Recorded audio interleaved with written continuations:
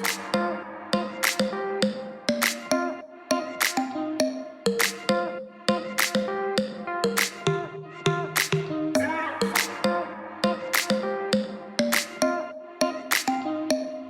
up, everybody? Welcome back to another episode of B is for Build. In the last episode, I left it up to you guys. I gave you a vote. Are we gonna keep working on the Z, get that thing tidied up, even though we know that the tracks are closed so we can't really hammer it on in the end, or are we gonna unveil the new build? And here's the results. You can see very clearly here that we have a 70-29 vote. That only adds up to 99%. So the vote system is broken. I demand a recount. Unfortunately, the recount machines are being used in Florida right now, so they're gonna be busy for a little bit. And while they're being used, I'm just gonna go ahead and keep working on the Z.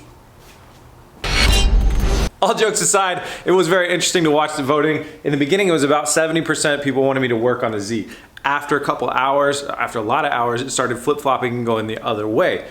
So the notification squad definitely wants the Z. Other people that may be not tuning in as fast, maybe at work during the day or whatever, definitely want to see the next build. But here's the thing. While I was tallying the votes early on, I started ordering all the parts and thinking about strategy for what we were going to do here, and I realized two things. One, it's not going to take that much time to get this thing to a place that I want it. Two, it's not that big of a letdown to say, hey, we can't go to a drag strip or a track right now. You guys understand, weather is weather. Right now it's looking like it will be raining when we get the thing done, so we might not even be able to get rolling shots, but at least we'll get it done. And three, that every car that we work on B is for Build needs to be able to pass one test, and that test is, can it drive to Disneyland and back? It's 1,000 miles, it's like 996 miles from this shop right here to the doors, the hotel at Disneyland.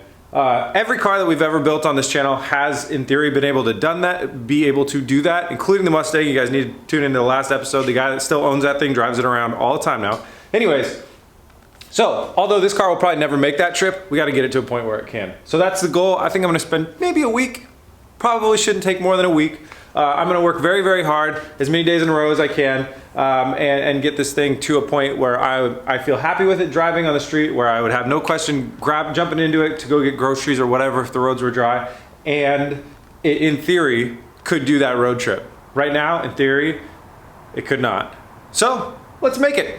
Getting started. Stay tuned.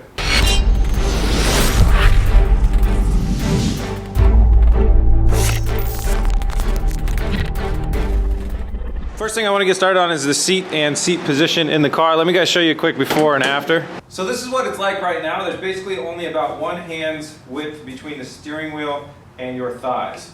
So it's not exactly safe, because when you go to turn the wheel quickly, your hand bumps into your leg, and that's what I'm really going to try and fix, because everything else is pretty cool. I like the height that I'm at in the car, everything else is good. It's just this motion right here. So I'm going to try and figure out a way to get this seat mounted in here, or figure out some situation so this leg goes further down, gets out of the way of my hand.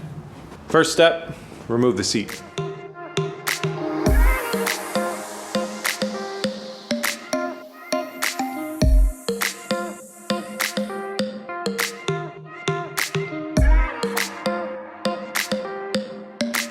Got the seat popped out, that's right there. And now with this much space in the cabin, let me do another test fit, sit, and show you guys.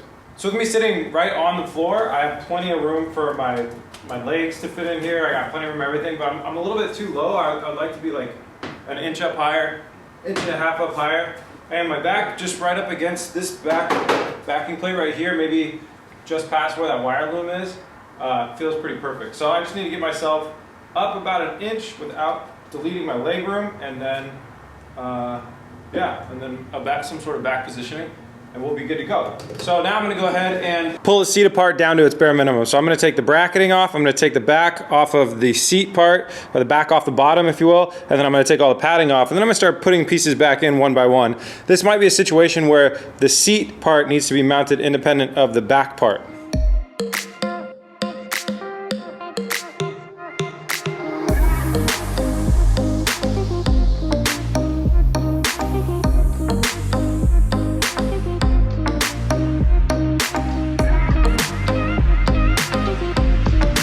Alright, so I was able to test fit the base and fit in there perfectly fine. I was able to test fit the back and fit in there perfectly fine. Next chore is going to be to see if I can get them both in here, and then maybe even get them attached. And maybe it's just a situation of we needed to mount the base to the back differently and then mount those both into the car differently. That'd be really cool if I could fit the whole thing back in here and get my legs down lower. That'd be awesome.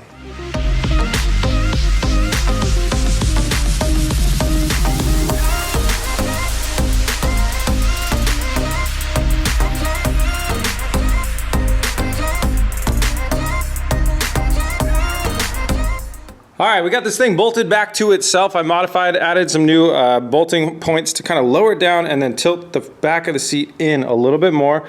That's good. Sitting inside the car is good. I got plenty of leg room still. So the next thing we got to do is mount it back into the car. I'm going to go ahead and reuse our old mounting brackets, just modify them. So you can see how much we slid the seat back, you know, by about, well, a little bit more than that much. So that's what I got to do to modify the seat bracket. I'm going to leave the bolting holes where they are the same. I'm going to kind of cut this through here so it looks a little bit better, spray it black, and then we'll add some bolting holes to bolt it into the side of the seat. Over there, the seat is sitting right on the floor pan, right on top of our bolt hole. So I'm just going to drill a hole down and throw a bolt through there and build a standoff over there, throw a bolt through there, and then this thing will be reinstalled and we can wrap it with our padding backing stuff. These seats, by the way, are super, super comfortable once you get them in this car and you have the padding on them. They're awesome.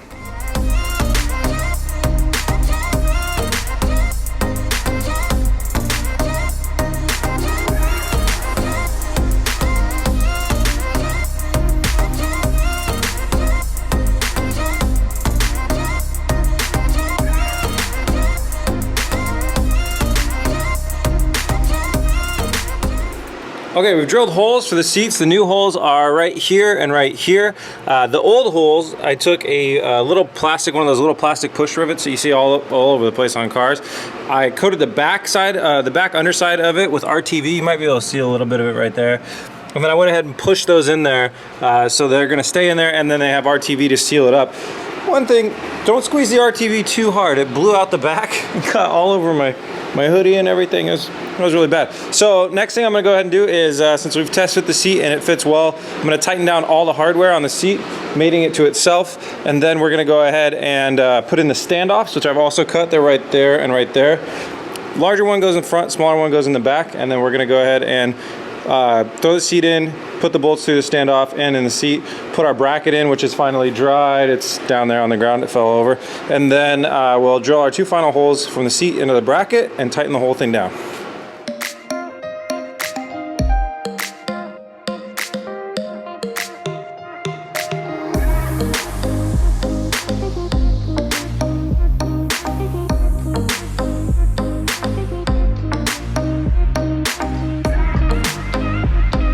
All right, seat is fully bolted in now. Everything's nice and tight. I did a double check for leg room. I still got all the leg room. Things are really close. There's just barely a little clearance between this bar and there, barely a little clearance between there, and it's pinned right up against the trans tunnel over there.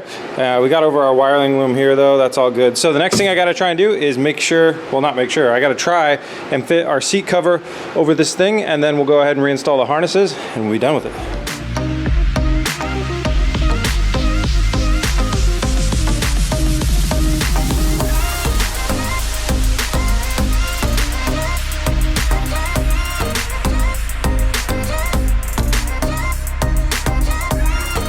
Well, there we are. I don't know if you guys could really tell, but yeah, you can kind of see in this picture how, see the front of that seat and then the front of this seat, how it's scooted back a little bit more. So really what we did was we took the back off of the base and then we tilted the back in a little bit more than it was supposed to be from stock, drilled new mounting holes, bolted it back up, and then put it in there. A little bit of safety stuff. It's a little bit, the seat is technically a little bit less safe than it was before, but we changed something that is really important, is now the seat is actually right on the back of this wheel well structure. So my thoughts are there that we lost a little bit of structure on the back of the seat there, but we gained a bunch by putting it flush with that. So you're only worried about the back of the seat, like if you get rear-ended, your body gets pushed backwards that way. And then, so we bolstered it with this whole half of that. So that would distribute force and hopefully be a lot better. So I think it makes up for it. I'm calling it even. This car is probably not super safe anyways, or I don't know. I mean, it's got a full roll cage. But so we'd lost a little bit of safety, but we added it back in. But overall, it fits great, even with all the padding and everything in there. I've got plenty of room. I've probably got about 3 hand widths now, where before we had not even really one. So I tested it out versus my FJ, and it's basically the same distance from my legs away from the steering wheel as in my FJ Cruiser. So it's pretty solid. Seat has been fixed. All right, guys, that's what I'm gonna call it on this one. Not a huge amount of progress, but mounting seats is a really kind of technical thing to do. It's not the easiest thing to do. Plus, I'm still kind of getting back into the groove. Like after vacation, things go a little bit slowly until you get fully back into the work mode. So I'm working on it, guys. In the next episode, I have no idea what we're gonna do, but I got a lot of really good leads on that transmission. So I'm very hopeful that we're going to be able to, I think that's what I'm going to focus on. The next thing I'm going to try and tick off that box for the transmission codes. And then we can, I think, start driving and tuning and stuff a lot more. So that's going to be really fun. Stay tuned for that. Like I said, we're going to keep working on this thing until I feel confident that it would drive to California and back, say in theory if the weather was dry or something like that. And then we're going to switch on to the next build. So I'm hoping in less than a week we'll be on the next build. Just tidying some things up like what you saw here today. Not the most exciting, but I thank you guys for tuning in because the end is near. Thank you guys so much for watching. If you like BS for Build and you want to help out, head over to bsforbuild.com or join us on Twitch. BS for Build on Twitch. It's twitch.tv/BS for Build. Links in the description. Links for everything, always in the description. Thank you guys so much, and I'll see you tomorrow. Peace!